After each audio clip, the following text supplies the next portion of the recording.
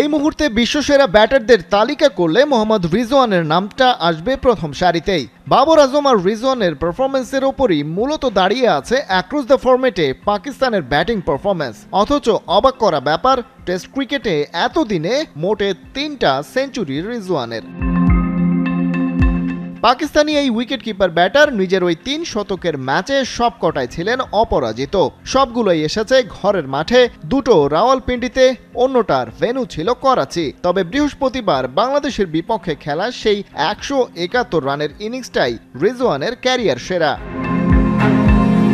তবে সমালোচনা ধেয়ে আসছে অন্য দিক দিয়ে। রিজওয়ানের ব্যাটে 171 রান আসে এবং পাকিস্তানি এই ব্যাটার ছিলেন অপরাজিত। 29 রান যোগ করতে পারলেই ঐতিহাসিক ডাবল সেঞ্চুরিটা নামের পাশে যোগ করতেই পারতেন, কিন্তু শেষ বিকেলে ক্যাপ্টেন শান মাসুদ ইনিংস ঘোষণা করায় তা আর হয়নি। পাকিস্তানি ক্যাপ্টেন চাইলেই নিজের প্রথম ডাবল সেঞ্চুরির দেখা পেতে পারতেন রিজওয়ান।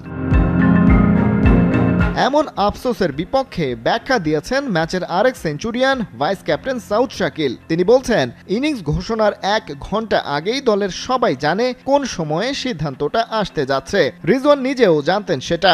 এমন সিদ্ধান্তের লক্ষ্য শেষ বিকেলে বাংলাদেশকে ব্যাটিংয়ে নামিয়ে টপ অর্ডারের উইকেট তুলে নেয়া। রিজওয়ানও যেহেতু ব্যাপারটা জানতেন, তাই তার আফসোসের কোনো সুযোগই নেই। যে লক্ষ্যে ডাবল সেঞ্চুরির আগেই রিজওয়ানকে তুলে নেওয়া হয়, সেটা অবশ্য পূরণ হয়নি। রাওয়ালপিন্ডি টেস্টের দ্বিতীয় দিনের শেষ বেলায় পাকিস্তানের বোলাররা কোনো উইকেট শিকার করতে পারেননি। তবে দিন শেষে দলীয় রণকৌশলের সামনে ব্যক্তিগত সাফল্য বড় কোনো ইস্যু নয়। ব্যক্তির আগে অবশ্যই দল বড়, আর দলের সাফল্য ব্যক্তিগতভাবে একজন ক্রিকেটারকে নিয়ে যেতে পারে অনন্য উচ্চতায়। রিজওয়ান ডাবল সেঞ্চুরি মিস করেছেন দলের স্বার্থে। চলতি আইসিসি টেস্ট চ্যাম্পিয়নশিপের ফাইনাল খেলতে বাংলাদেশের বিপক্ষে তাদের জয়ের বিকল্প নেই। পাকিস্তানের জন্য অবশ্য আসার কথা। টেস্ট ক্রিকেটে এর আগে টাইগারদের বিপক্ষে কখনো হারেনি তারা। নিজের ডাবল সেঞ্চুরি মিস করার বিনিময়ে পাকিস্তান যদি টেস্ট চ্যাম্পিয়নশিপের ফাইনাল খেলতে পারে, তবে সেটাই হবে সত্যিকারের অর্জন।